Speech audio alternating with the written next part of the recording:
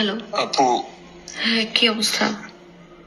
আপু আমি নিঃশ্বাস দিতে পারতেছি না আপু, কাউকে বুঝাইতে পারতেছি না আমি কোন সিচুয়েশনে আছি। আপু আমি কি চাইছি যে ও মরে যাক, যত ঝগড়া হোক আপু, যত ঝামেলা হোক আপু, আমি তো কোনোদিন এটা চাইনি যে সুইসাইড করো। আমি এটা মানুষকে কিভাবে বুঝাবো আপু বলো?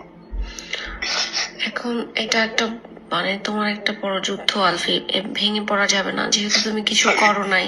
আপু আমি ফেসবুকে ঢুকতে পারতেছি না আপু, আমি ওর সাথে মেমোরি, স্মৃতি, রিলস, মানুষের ভিডিও, ওর কথা, ওর ভয়েস আমি দিতে পারতেছি না আপু। কিন্তু আলফি, তুমি যদি এই মুহূর্তে দেশে না আসো, ওর লাশ যদি তুমি না দেখো, এটা আরো অনেক, তুমি সারা ওর জীবন। লাশ দাফন হয়ে গেছে। আমি আসতে আসতেই আমার ফ্লাইট ছিল 3টা, আমি তো গতকালকে কোনো টিকিট পাই নাই, বিজনেস ক্লাস, ট্রানজিট, কোনোভাবে কোনো আমি ফ্লাইট পাই নাই কালকে। আজকে 3টা টিকিট কাটছি, বাট এর মাঝখানে ওরা লাশ নিয়ে ময়মনসিংহে চলে দাফনও করে দিছে আপু। ওর বাবা মার ইন্টেনশন ছিল যে ওরা আমাকে লাশ দেখাবে না, এটা কালকেই বলছে। শিট। আমি ওর বাবা মা, ওর ফ্যামিলি যেরকম এগ্রেসিভ হয়ে আছে স্বাভাবিক, বাট স্টিল যে এগ্রেসিভ হয়ে আছে, আমি যাওয়া মাত্র দে উইল হার্ম মি। আর আমার যদি এখন কোনো ক্ষতি হয় আপু, রিজিকের কে আছে বলো? তো আমার জন্য ওয়েট করতেছে, আমাদের ফোন দিয়ে বলতেছে বাবা তুমি কখন আসবা।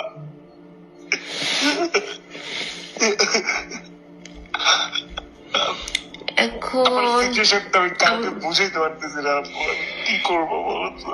আমি কি একটা স্টেটমেন্ট দিব সবার উদ্দেশ্যে, নাকি দেশে এসে দিব?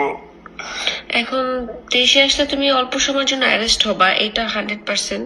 কিন্তু সেই ক্ষেত্রে তুমি পরবর্তীতে বের হয়ে তুমি আইনি লড়াইটা লড়তে পারবা। কিন্তু এখন যদি তুমি দেশে না আসো, সারা জীবনের জন্য এই বাংলাদেশের মানুষ তোমাকে খুনি হিসাবে জানবে। আর তুমি একটা স্টেটমেন্ট দিতে পারো, যে বিবৃতি দাও, একটা লিখিত একটা স্টেটমেন্ট দাও বা ভিডিও দাও, যেটা তুমি স্বাচ্ছন্দ্য বোধ করো। আর একটা লয়ারের সাথেও কথা বলো, আমার মনে হয় এটা বেটার। এখন লাশ যেহেতু কবর দিয়ে দিছে, এখন আমি তো ভাবছি যে লাশটা অন্তত এসে দেখো। এই সিচুয়েশনটা ফেস করতে হবে। তোমার কোনো আইনজীবী পরিচিত আছে? হ্যাঁ, কথাবার্তা চলতেছে। আচ্ছা, কি বললেন?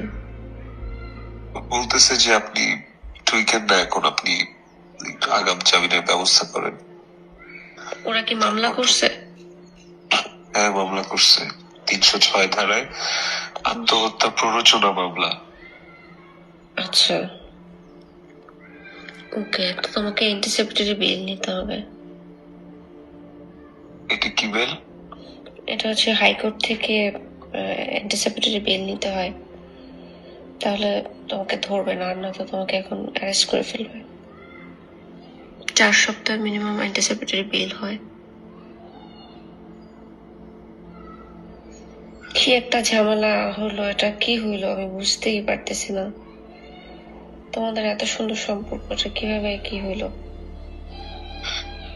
আপু আমি বলি, সেটা হচ্ছে যে মানে 16 বছর, এটা তো 16 দিন না, তাই না? ওর সাথে 16 বছরের সম্পর্কে আপস এন্ড ডাউন থাকে, সম্পর্ক কখনো ভালোর দিকে যায়, সম্পর্ক কখনো খারাপের দিকে যায়।